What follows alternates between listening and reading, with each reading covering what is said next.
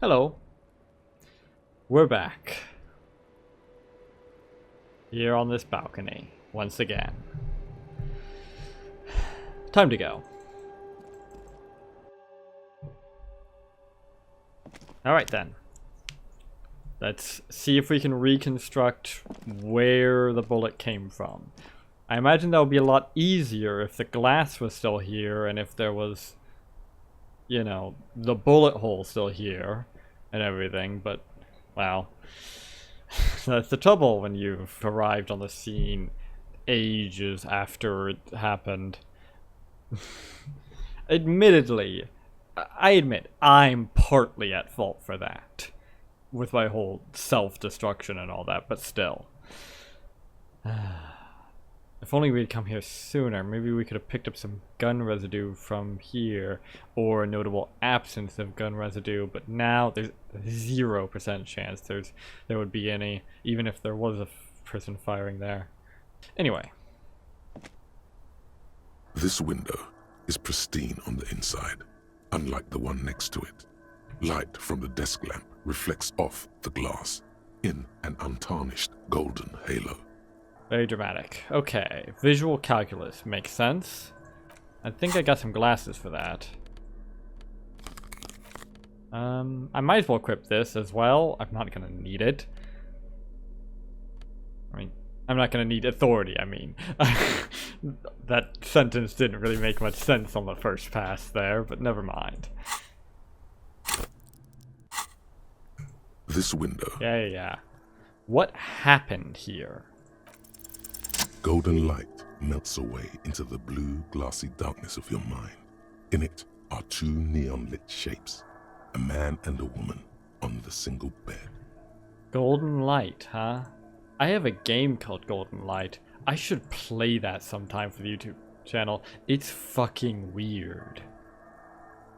What position are they in? Like the witness said, the man is kneeling, the woman is on her back. It's the night of March 4th and a shot has just been fired. The man looks directly at the woman. The shot's possible directions converge in his mouth, a ray cast from somewhere outside, entering his brain. Where does it come from? From the roof outside, location A prime. The glass fractures around the bullet hole, shards face inwards like a corona behind the woman's back.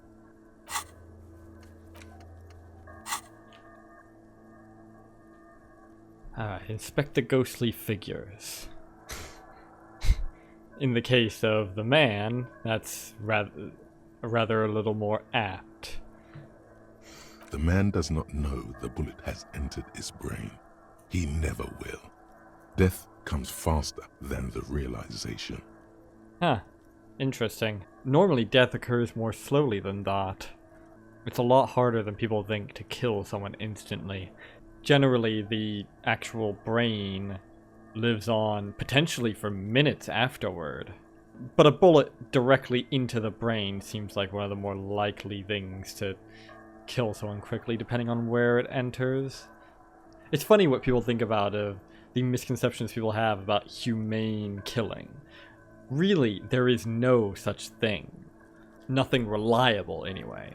Like, people talk about lethal injections, but those have an astonishingly high false positive rate.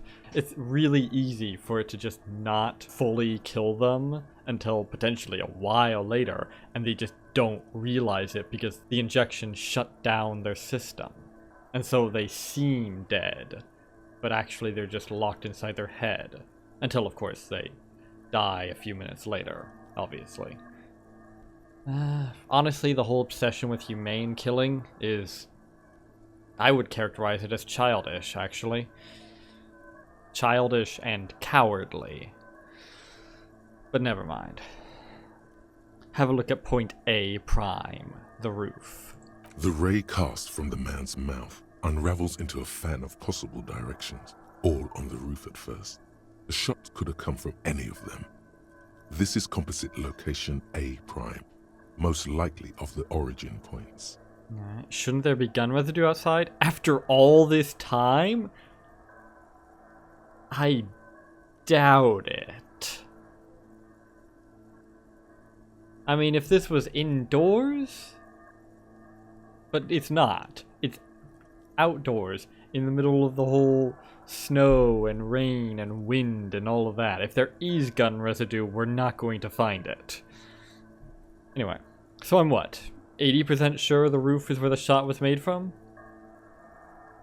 72%, with a weapon that's good for medium range, like a rifle or sports pistol. This is a good short distance, but not too short. The perpetrator aimed with their back against the railing, or possibly kneeling for precision. This would explain why it only took them one shot. The lights were on in here. Outside it was dark. It was like shooting fish in an aquarium, a well-lit aquarium. The victim opened his mouth to let the bullet in. Neither of them would have seen anything outside, in the darkness, too busy with their own bodies. Well, as the Mythbusters discovered, you can actually, shooting fish in a barrel is actually much easier than you might think, because you don't actually have to hit them at all. The shockwave from the bullets entering the water will generally kill them anyway. So yeah, they were lit up like a Christmas tree. They had all the time in the world because they were shrouded in darkness, with them having no night vision and being distracted and all that. Yeah, I can see why that would only take someone one shot. I could make that shot in my sleep. Could the shot have come from inside the room? A closer point? I mean, I guess they could be lying to us about the window having been shot through, but it just raises too many questions. That's a different proposition entirely. Are there any arguments against A prime, the roof? None that you've found thus far, but that doesn't mean there aren't any. Naturally. Could there have been another point of origin, further away? That's a 28%, yes. In this model, the shot could have come from a greater distance. Nothing excludes the possibility. Should we extrapolate to include every possible point of origin in Martinez? Of course. Extrapolate the radius to include all of Martinez. It's only prudent. According to your map of the district, this shot could have come from a wide angle of locations, starting with the northern edge of the abandoned boardwalk, ending with an islet in the bay. Let's call them B prime. And more precisely? B prime for boardwalk, B double prime for Land's End, and B triple prime for the islet detective. There may be smaller points in between, but those are too fine to zoom in on. That won't be necessary. You're doing a wonderful job already. Have a look at B prime, the boardwalk. 700 meters away. The likeliest of these B positions, 20% chance. A skilled sniper could have made the shot, provided he had a safe sniper's nest. Even with the light on inside, we're talking military training. At that distance, the perpetrator would have had to take wind direction into account. Ah yes, wind direction, that's the real killer. Gravity is easy enough to take into account, so long as you aren't firing shots so far away that you need to seriously worry about the Coriolis effect, and other similar issues resulting from the curvature of the Earth and its rotation and all that. Wind is the real bastard. Alright, have a look at point B double prime, Land's End. 1.2 kilometers away, the least likely of these positions. Let's say 3%. A truly skilled sniper could have done it, possibly from a tent. No, too far-fetched. And B triple prime, the islet?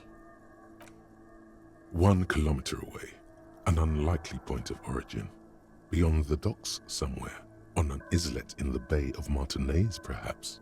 There are islets there, badly charted as they may be.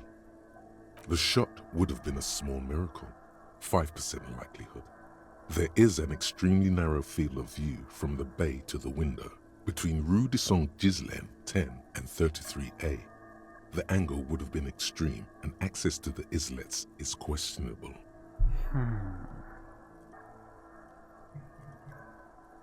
It really feels like the way this is, the place that this is guiding me toward is that islet. First of all, because it got 2 paragraphs instead of 1.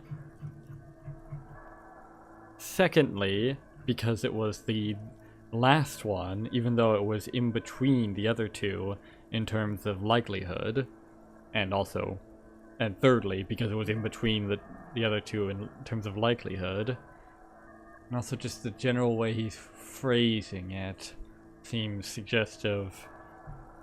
So it does seem as though that one seems to be where it's guiding me toward, which isn't the same thing as saying that I think that that's actually where it came from. That is probably where I do it from, though. 1 kilometer away, with a rather narrow field of view, on an islet. Could I make that shot? Could I make that shot? Reasonably, I mean. I don't think I could make that reliably. You ask me to make that shot 10 times. I don't think I could make it 10 times. I'm not certain I'd even bet on 3.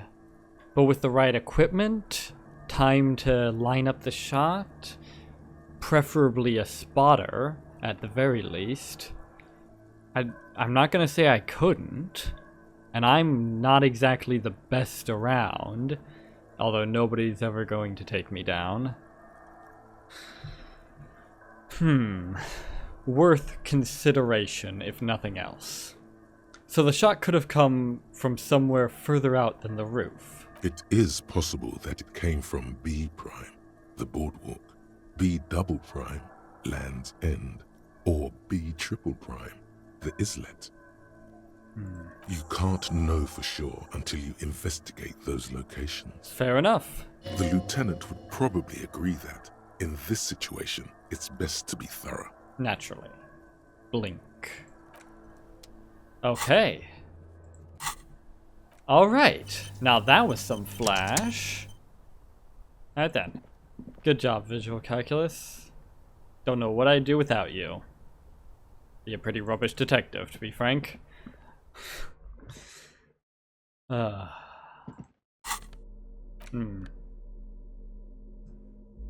take off the glasses now, though.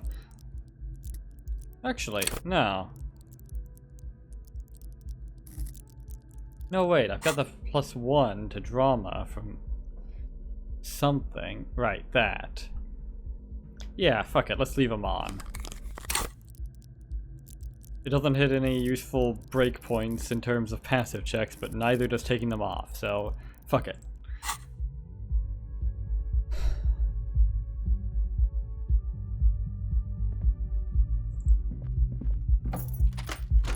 Alright then. Alright then. Let's go down, I suppose. Oh, I can finally, now that Kim's gone, I can finally, where is it? Here we go. This industrial gas-powered stove has been used to prepare food for many hungry hostel guests. There are several pots and pans on hand. A commercial pot draws your attention. It's very large, gigantic even. It could be used to make enough stew to feed an entire city, and also to boil a putrid pair of death boots. Hell yeah. Finally. Far away, in the darkness of a makeshift morgue behind Station 41's Lazarus, Dr. Nix Gottlieb cuts into the cold, dead feet of a murder victim. The veins are oddly black. He suspects a neurotoxin. Huh. Check out the cleaning supplies. There is a variety of soaps and bleaches in the cabinet to the left of the stove. There is also a bottle of white vinegar in the cabinet next to the fridge. It's bad with those boots. Don't be stingy now. The boots are really disgusting. Pour some dish soap and the bottle of white vinegar into the pot. The delicious smells of cheap soap and vinegar waft up from the pot. My favorite. All right now, chef.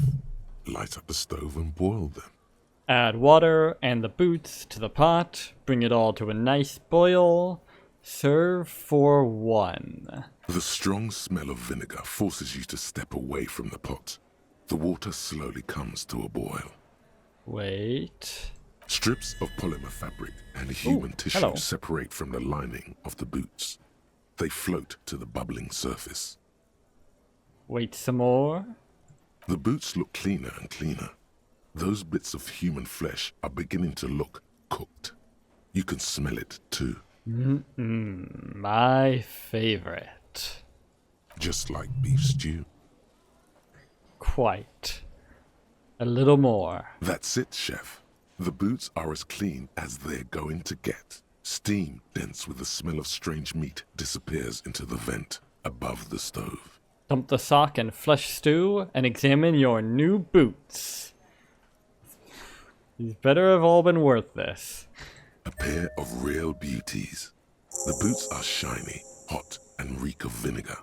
Just perfect. Do you just pronounce real as real, as in the currency? MasterChef out. Well, if nothing else, I got plus 30 XP. And I finally finished researching the Col de Mamadakwa.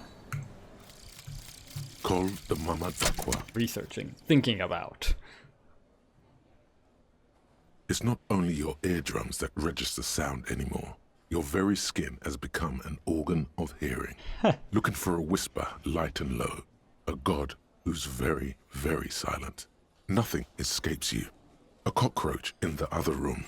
A candy wrapper falling on dry grass. A drunk falling from a chair in a bar 20 meters away. In fact, you haven't heard the Col de Mamadakwa, but you have discovered that you have amazing hearing. Okay. It must be the only part of you the alcohol hasn't drowned out. Keep listening. Oh, that's pretty cool. I've actually got really damn good hearing. Okay then. Let's see. Plus 3 perception. Golden ear. -1 encyclopedia. No room for anything else. Well, okay, that's a net gain of 2 skill points. Sweet. And hey, it's still at 4. Because of the bonus from an item. And, oh, +2 authority, put your foot down, -1 composure. Shoes too big to fill. Alright. Alright, that's interesting, especially considering this gives me a +1 to composure. These greaves are light as feathers, and just a tad too big for you. But don't let that bother you. With these on, you look like some kind of future warrior. And they'll keep you safe if you accidentally shoot yourself in the foot. So worth it. Well, that would be if I had a gun. And I also got bonus XP, which not enough to level up. Oh well. Still though, what's my perception at now? 7! Hot damn! Considering it's at the same level as Inland Empire with 2 less Motorix, yeah. And no bonuses from items, yeah, that's pretty damn good. One more and it'd be at the same level as Volition. Sweet.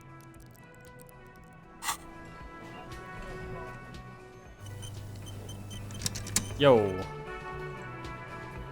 What's your deal then? A thin man is smoking below an exhaust hood, occasionally sipping from his mug. This must be the Whirling's cook. Yo. As you step in, he nods toward the table and says something in a completely foreign language. The only words you can make out are Garancy and Kubek. Okay. Okay, it's definitely not his name. Whatever you do, please don't call him Garancy Kubek. Please, it's not funny. Well, it wasn't a minute ago, but now that you said that... Mr. Kubek, I'm here on official police business. The man puts his cup down and replies something, his left hand drawing arcs in the air.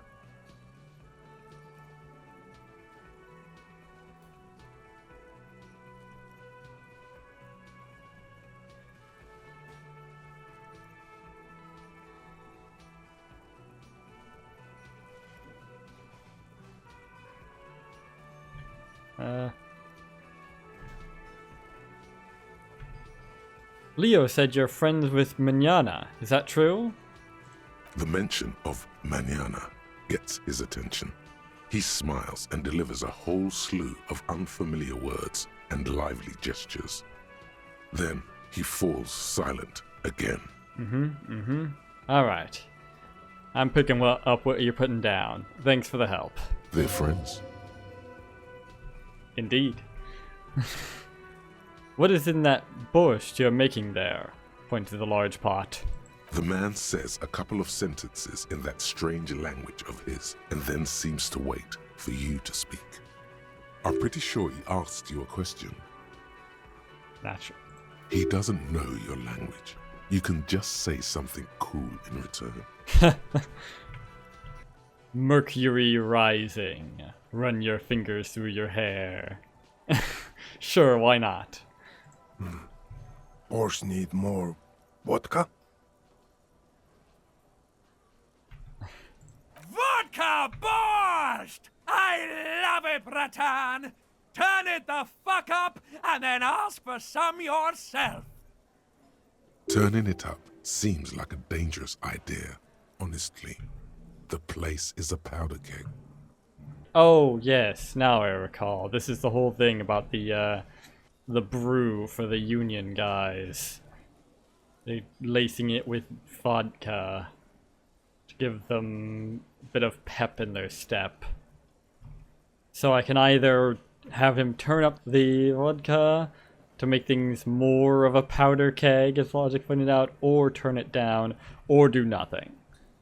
Well, given that I'm, you know, going cold turkey and everything, it would probably seem a bit daft for me to encourage other people to drink. So no vodka. Turn your fingers counterclockwise. Cut it. The cook gives you a long, disappointed look, then turns the stove off and seems to wait for you to speak. You've got some impressive pots there. He smiles and bangs his ladle against each of his pots in turn. Nice. It's almost like music, especially with the sounds of assorted dishes boiling and simmering on the stove. Too bad Kim's not here. We could make some sweet, sweet music together, all banging around on the pots and the stove and everything. He could slam the refrigerator while well, never mind. I don't think I need anything else. Stay masculine. Odd signing off, but alright. Okay, that was surprisingly productive for a conversation where neither of us spoke each other's language. Sweet. Oh. The heck is going on over there? Hang on. Let me check out this door first. You see a heavy steel door with a prominent dimple lock. It's painted blue. You immediately feel drawn to the color. Blue is for mystery.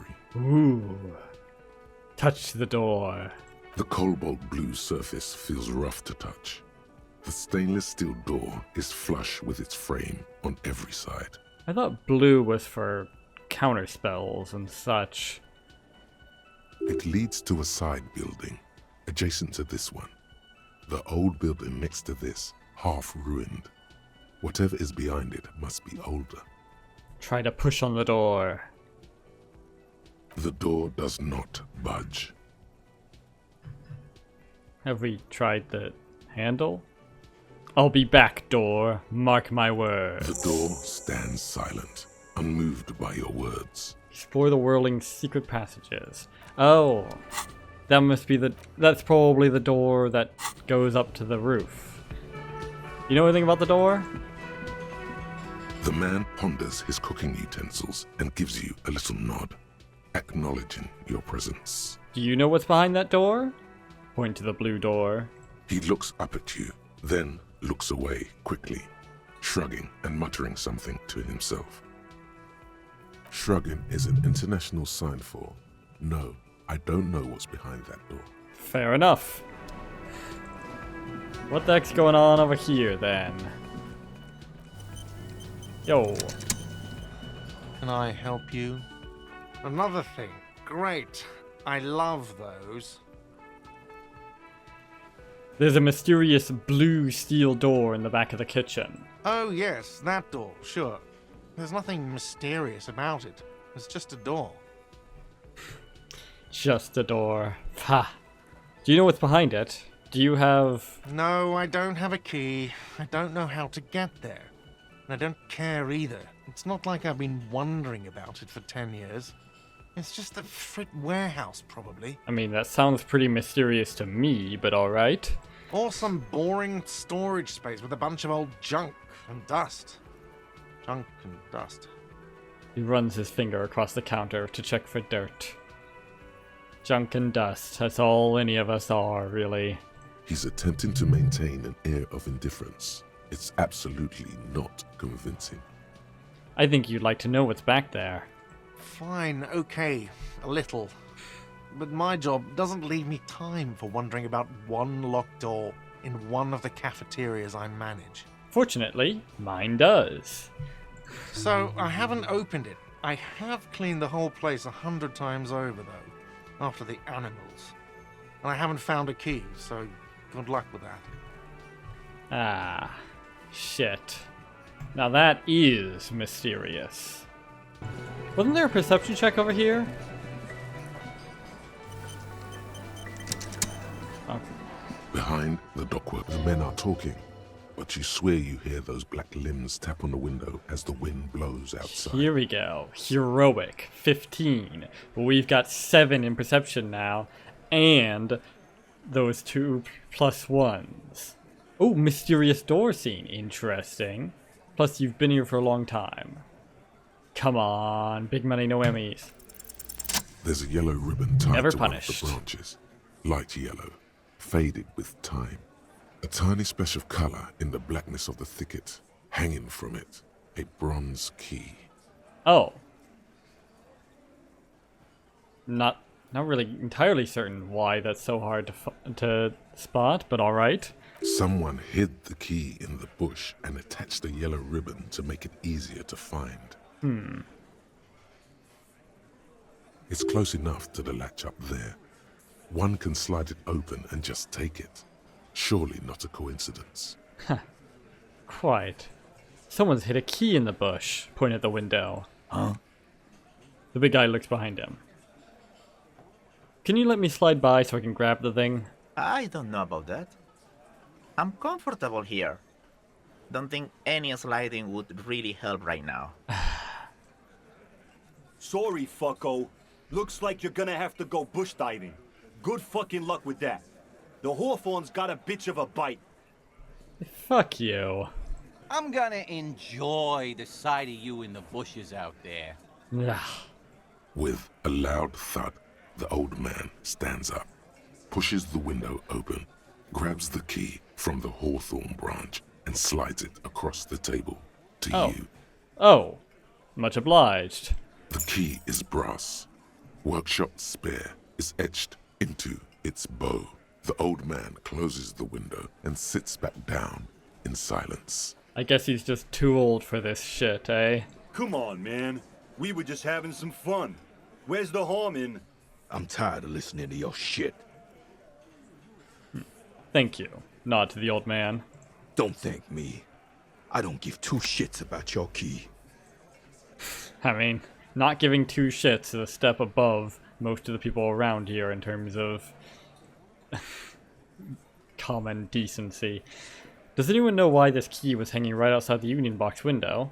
Didn't even know it was there. Boys. No idea. Never even seen it. Someone must have hidden it there before this room became our place. Yeah. I mean, that does lend credence to the idea that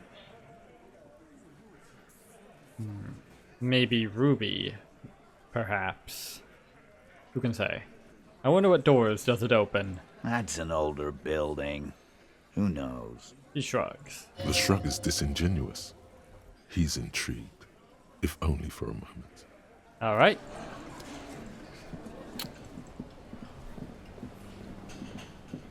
Well, try the workshop spare key on the door.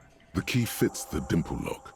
It takes a bit of effort to turn it after all these years, but then the lock clicks. Dust rises before you like mist. A tomb? Haunted by regal spirits from distant ages. Mayhap. No. Smells like engine grease and cut wood. A workshop. Huh. Is that right? Alright. Open sesame. Now what would this be? This pinball says Franco-Nigerian. The theme is horses and swords. Two great tastes that go well together. This pinball is white Diora. The back glass shows a female figure in mourning. Is that right? A note, NB. The spare key is tied to the bush outside the corner room window. Oh hey, another skill point. Nice. I can put it into perception to get it up to 8. Or...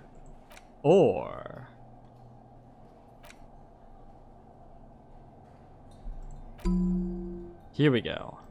Internalize. Ooh. $5. Nice. Over there, in the corner. The pinball machine that isn't shown because fuck you, that's why. Not just any pinball machine. This is the pinnacle of pinball. Cornelius Gordy and the Mountain Goats. It's lit. You can't wait to get your hands on it. Okay. Sure.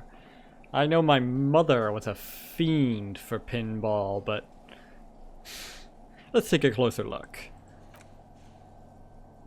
Cornelius Gordy and the Mountain Goats reads the golden lettering on top of the back box. There's a small column of text underneath. The machine is coin operated. Interesting theme. But then, of course, it's pinball. The theme has zero bearing on the actual quality of the machine. Get the game on, Fingerboy. Those flippers are ready. Shit, do I have the interfacing gloves on? No. Let me just equip those gloves real quick.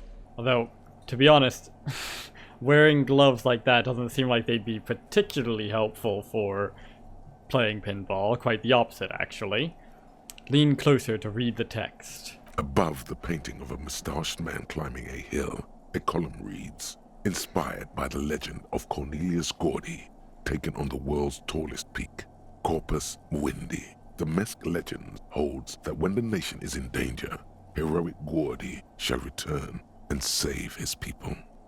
A classic. Inspect the playing field, as that is what is really important. The theme of the game is to explore Gordy's climb through the perspective of goats and to ascend to the top of the mountain in a time of trouble. Naturally. The peak of the mountain is at the top of the playfield. All the balls have small goat icons on them and represent the goats as they race up and down the mountain. Neat. Areas around the playfield represent Gordy's climb, places he was said to have camped, which the goats can discover.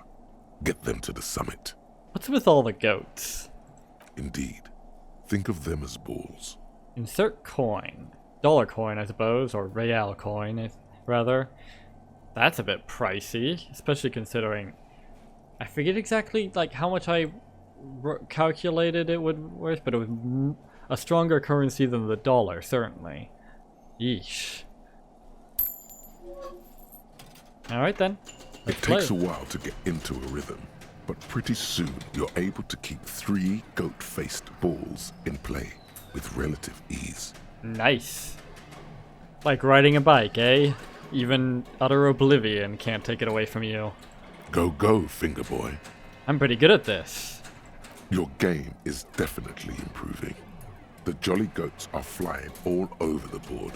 And although a few plummet to their deaths, you're never left with less than 3. Yeah. I mean, goats climbing a mountain is a pretty unconventional idea for a pinball machine. I've seen a lot of themes, never seen that one before, but it actually, yeah, kinda makes sense. Fairly intuitive. Suddenly, a special passage leading to the summit slides open at the top of the board.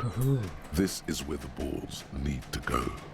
Concentrate and aim for the narrow passage. Come on! Come on, you bastards! Maneuvering a goat ball into a position for a perfect hit isn't easy. More fall to their deaths. But finally, the opportunity presents itself. One of them gets through. Yes! Come on! Tiny hammer shatters something inside the machine. Something glass. Excuse me? The words "pale rupture" light up on the speaker panel, and the machine starts filling with a thick, milky fog. Something's happening. Excuse me? There's so much fog, you can barely see anything. Some is actually leaking out of the machine, and one by one, your goats start slipping, disappearing into the milky nothingness. Is this an intentional part of the game, or did I break something? Lucky goats. The fog looks soft and inviting. This can be navigated. The balls leave almost imperceptible disruptions in the fog. Use them to calculate where they hit next. Yeah, that's the spirit. The amount of focus it takes to predict when a ball goat is in striking range is staggering, but it can be done.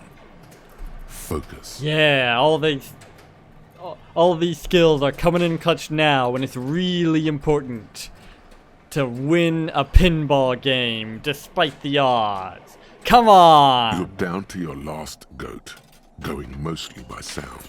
Eyes are useless at this point, but that goat is something special. 5 times you snatch him back from the jaws of death. Oh, fuck. Set legendary reaction speed check. And I don't even have any skill points to put into that.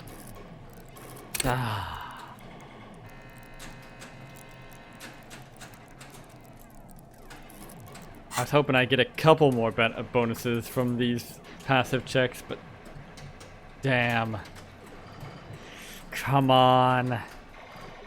Come on. Stay on the ball. Stay on the goddamn ball. How, if you can't even see it? Fuck. The last goat plummets into the fog with almost suicidal glee. It killed itself to spite you. There goes nothing, finger boy. The machine is dead and silent. It needs serious maintenance before anyone can play again.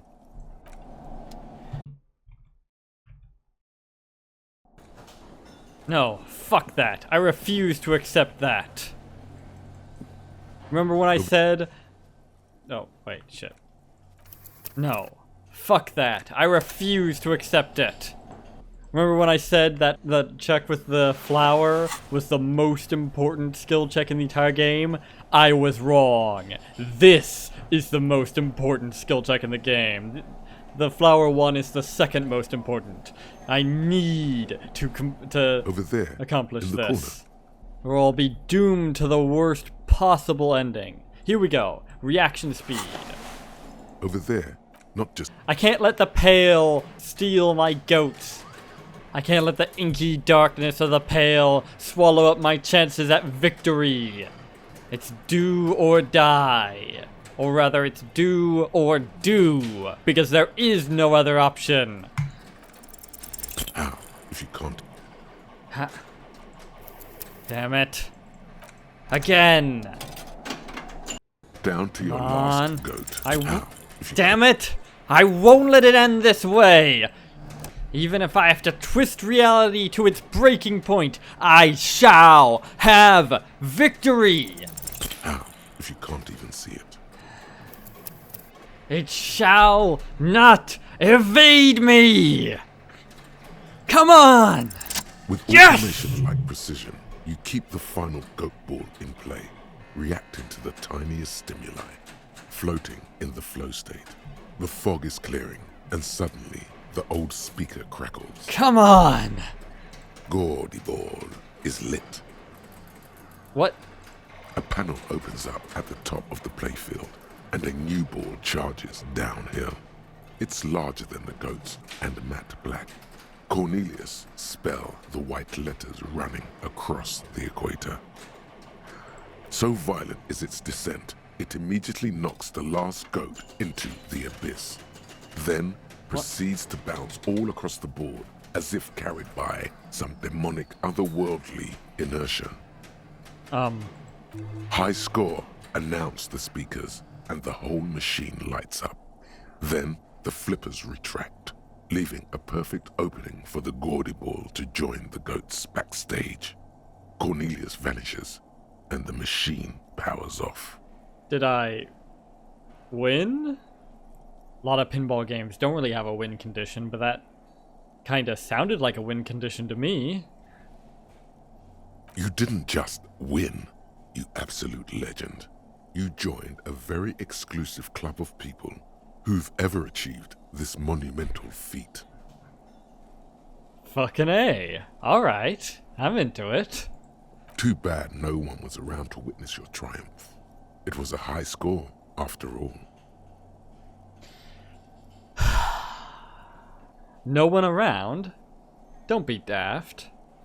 That feat was witnessed by the only person that it really matters for it to be witnessed by. Me. Oh yeah. Star Wars, baby. It's time to move on. Victorious. Once again, the machine becomes one with the dust and the darkness. Life has left it, unlikely to ever return.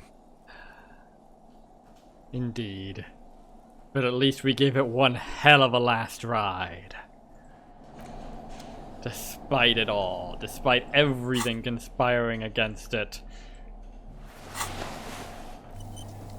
we saw it to victory in the end. The machine is dead and silent. It needs serious maintenance before anyone can play again. Oh well. Such is life. This small elevator is dimly lit by a bulb that's been glowing for ages. The latticed cage is open, inviting you to step inside. Smells of nougat and sweat. Your head brushes up against the ceiling. There is a control panel to your right, and just enough room for 2 people to fit in. The maintenance card under the control panel reads, Last maintenance, 10th July, 88. There are large rectangular buttons, monter, descente, and an international call for emergency assistance.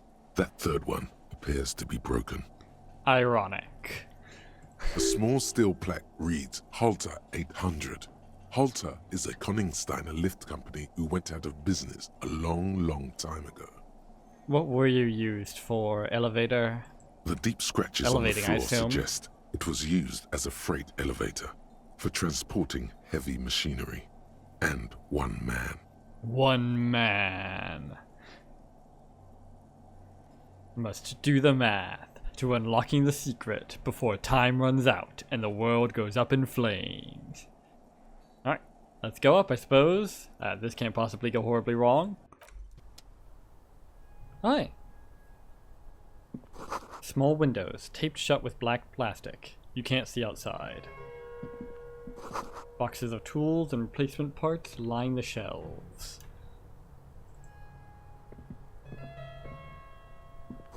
Schematics for a pinball machine. Futurism themed. Heh. Yeah, those ones are... The old sci-fi ones are classic. Oh, Wasteland of Reality is only like 22 minutes remaining. Nice. Hope we can get that before we end the video. Ooh, +1 empathy and +1 hand-eye coordination. Nice. It's that slot. So it's replacing thing which gives +1 esprit de corps, +1 shivers. Be ashamed to lose that crucial breakpoint in shivers. Not to mention esprit de corps. Not that esprit de corps has really helped me thus far. Actually, Shivers hasn't really either. It's just given me interesting stuff. But empathy and hand-eye coordination both sound very useful. Especially since that's a breakpoint. And that's also a breakpoint. But only because of the thought that's reducing it. Yeah, sure. Pinball Maker's Coat. That actually looks good on me. That, like... better than that, certainly. That actually looks like it could belong to either a detective or a flasher, both of which I kind of qualify as at the moment. Sweet. Good shit. It's like a classic sort of detectives thing. The pinball machine has been taken apart and gutted. How horrifying. So this is where they brought 40 pinball machines to fix them up. A long time ago. Everything is covered with dust now. Looks like they gave up on fixing the pinball machines at some point. Probably went bust because of the curse. Ah. Yes, pinball hasn't enjoyed a heyday for 15 or 20 years. Too bad. This used to be a pinball workshop. Yes, Martinez North 22 used to be a pinball arcade. A creak. Some dust falls off a shelf. And it has been forgotten. Now there is only one working machine in the main hall. The rest is lost to dust. Such is life. It was ever thus. Remember the dice maker? Then that means... Whirling in Rags was once the East Delta Pinball Arcade. This is all left over from that. As the dice maker said, yes, it all fits. Not that it has anything to do with the case, but it is a nice connection. Sure. But then it went bankrupt. Your skin crawls from making the connection. Could this mean the Whirling in Rags really is part of the doomed commercial area? Yes, it would mean that. And God would not like that. He should probably be made aware that his establishment is part of the neighborhood ghost story. I guess.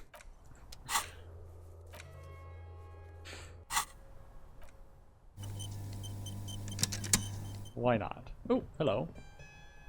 You clearly see footprints in the downy carpet of dust covering the workshop floor. Someone's been back here. Recently. The dust has not settled again where these footprints have been made. The displacement in this dusty hell tells a story. Quite. So...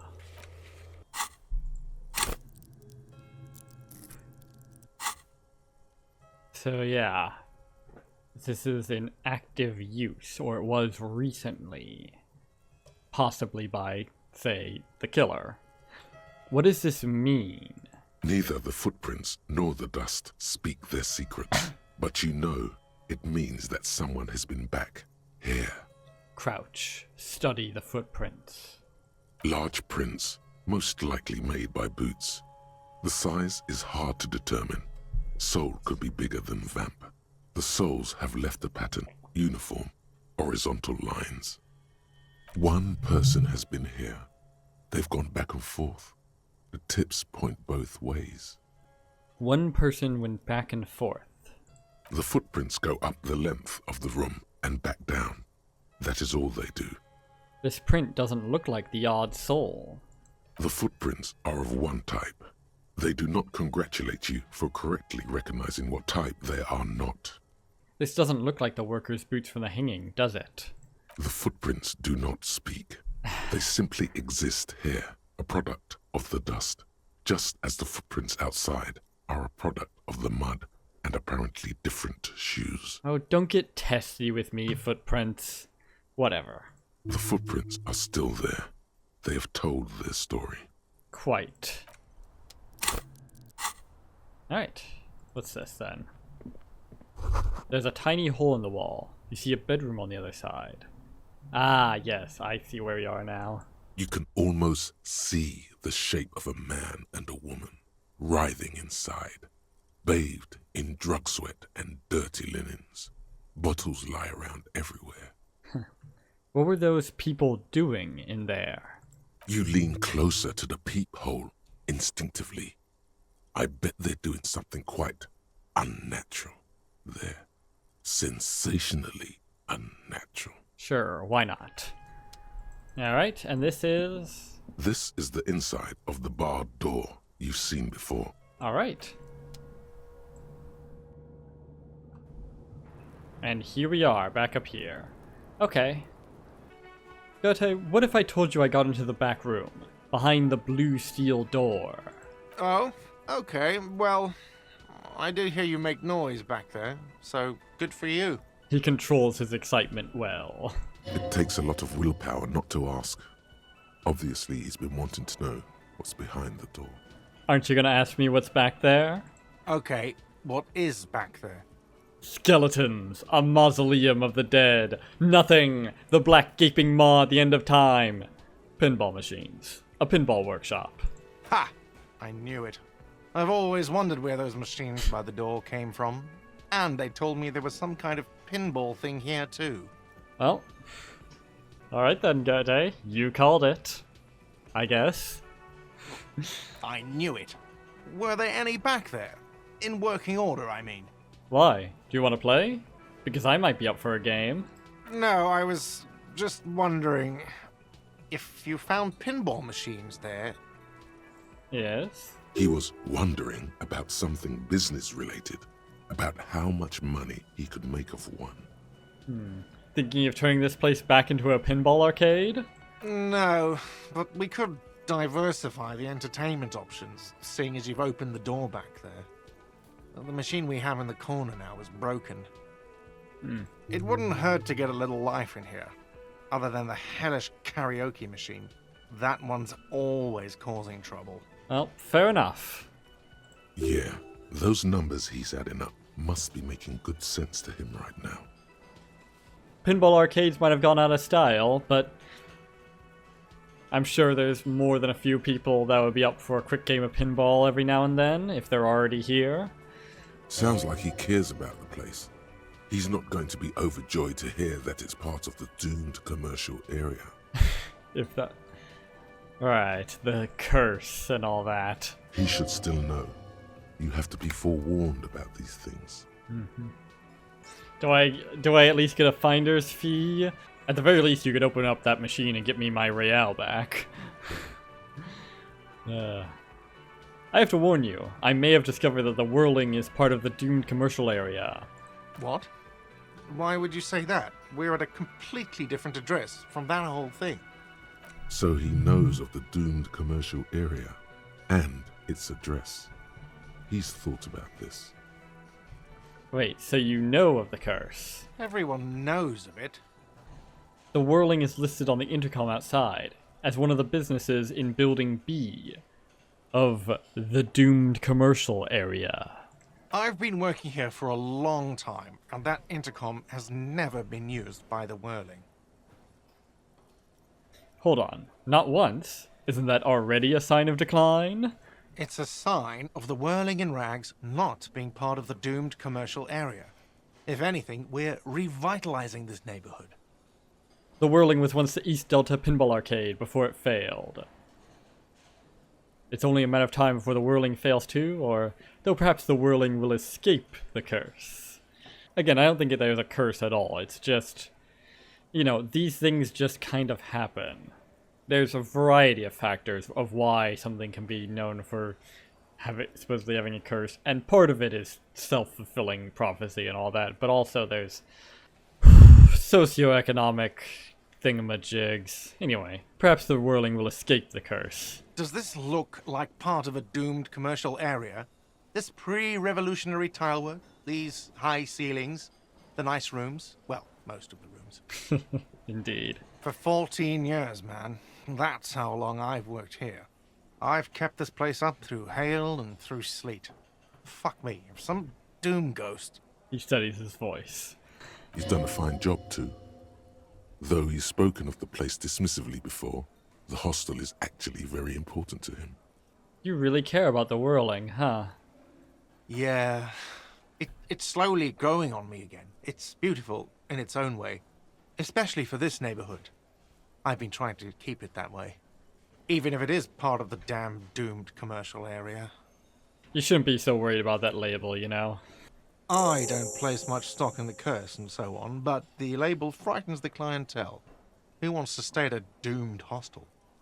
Everything's doomed enough without that. Yeah. Yeah. I feel you, man. That's what I was saying, you know? Self-fulfilling prophecy and all that. Oh well. Who owns this place? Some real estate management company. They never come around here, just collect money from afar. Honestly, I think some money laundering might be involved. Mayhap? And who named it Whirling in Rags? Odd name. Well, it sure as hell wasn't the real estate company. You did? You look surprised. What? It's a great name, I know. Cafeteria managers come up with great names too. It's from a song. Fair enough. A song? Hail, Holy Queen, by the Ateniers. Hail, Holy Queen of the Sea. You're whirling in rags, you're vast and you're sad. I guess you do have some soul after all, Garte. Alright then. I'm into it. Good pick. Yeah, quite so, conceptualization. It's a good name. What about those other cafeterias you manage? What about them? One is a basement dive frequented by chain-smoking communists. Ugh. I can't tell you how sick I am of Kraz Mazov and Ignis Nielsen and all those old ghosts. Yeah, sounds like a bit of my idea of hell. I'll be frank. He's hesitating, not sure if he should share this information with you. Encourage him. And the others? The other is a kebab cart. It's very successful in its way, but it's nothing like the whirling. Well, too bad it's all doomed then. Well, good luck to you with this place then. I hope I haven't accidentally doomed you by telling you about the doom. Luck has got nothing to do with it. I need to think about where I'm going to place those pinballs. I have a feeling they're going to help. Luck has got nothing to do with it, eh? That's the spirit. Against the doom, it's implied. So, if you didn't have anything else to tell me about my establishment, can we, wrap it up? Alright. There's a peephole in the wall, by the way. What wall? Upstairs in the secret back room, right next to Claudier's bedroom. I found it when I found the pinball machines. I wonder who was spying on her through that, then. I wonder. I'll have it fixed at once. Thank you for letting me know. I assure you, the whirling does not abide spying on its guests. Good. Alright, you've been notified. Thank you. I'll patch it up personally. Was there something else about the establishment? I hope not. I guess I should tell him that Claude nicked the phone line, because I'm thinking she did do that, but not for the bullshit she claimed, but to try and prevent anyone from calling the police. Why? No, fuck it. I don't want to know. I don't want to know why these degenerates do what they do. I thought we had one good guest in the building. Quite. He really doesn't like it being classier. Huh. Yeah, I bet you didn't want it to be her. What's that supposed to mean? Fuck you, buddy. She's not my taste. Good thing she pays for her stuff on time. I'll forward her the bill and be done with it. Wow. She really isn't his taste. Her spell hasn't spread here. Huh. Good man. Alright. Now, was there anything else? I have like 4,000 coasters to stack. And then I need to wash dishes because it turns out I have to do that too now. Huh. Alright then. See ya, man. Now then. Finally. Wasteland of reality. Congrats, you're sober. It will take a while for your body to remember how to metabolize anything that isn't sugar from alcohol. So you're going to be pretty ravenous soon. Eat plenty. You can expect your coordination and balance to improve in a couple of weeks. In 2 months, you might start sleeping like a normal person. Full recovery will take years, though. It'll be depressing, and it'll be boring. Don't expect any further rewards or hand claps. This is how normal people are all the time. Yeah, well, so it goes. Alright. Wow.